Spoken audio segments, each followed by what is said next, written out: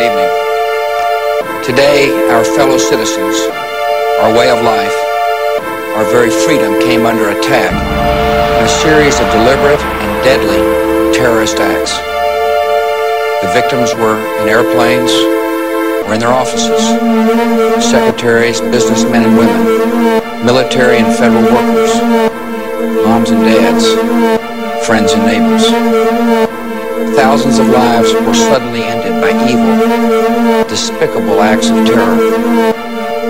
The pictures of airplanes flying into buildings, fires burning, huge structures collapsing, have filled us with disbelief, terrible sadness, and a quiet, unyielding anger. These acts of mass murder were intended to frighten our nation into chaos and retreat. But they have failed. Our country is strong. A great people has been moved to defend a great nation. Terrorist attacks can shake the foundations of our biggest buildings, but they cannot touch the foundation of America.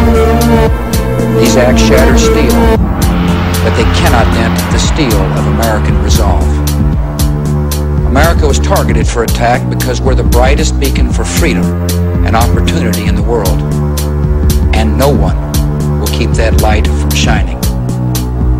Today our nation saw evil, the very worst of human nature, and we responded with the best of America.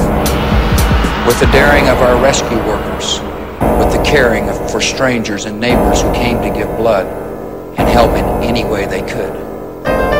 Immediately following the first attack, I implemented our government's emergency response plans. Our military is powerful, and it's prepared. Our emergency teams are working in New York City and Washington, D.C. to help with local rescue efforts. Our first priority is to get help to those who have been injured and to take every precaution to protect our citizens at home and around the world from further attacks. The functions of our government continue without interruption. Federal agencies in Washington, which had to be evacuated today, are reopening for essential personnel tonight and will be open for business tomorrow. Our financial institutions remain strong, and the American economy will be open for business as well. The search is underway for those who are behind these evil acts. I've directed the full resources of our intelligence and law enforcement communities to find those responsible and to bring them to justice. We will make no distinction between the terrorists who committed these acts and those who harbor them. I appreciate so very much the members of Congress who have joined me in strongly condemning these attacks.